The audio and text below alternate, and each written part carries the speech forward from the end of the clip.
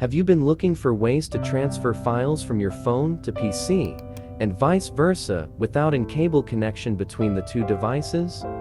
Open your web browser and open Google. Search for Snapdrop and hit on Enter.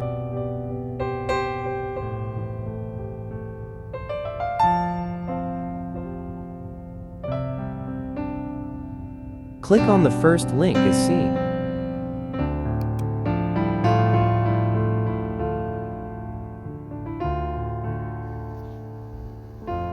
Now do same on your phone. You can do this on any phone, whether it's Android or iOS.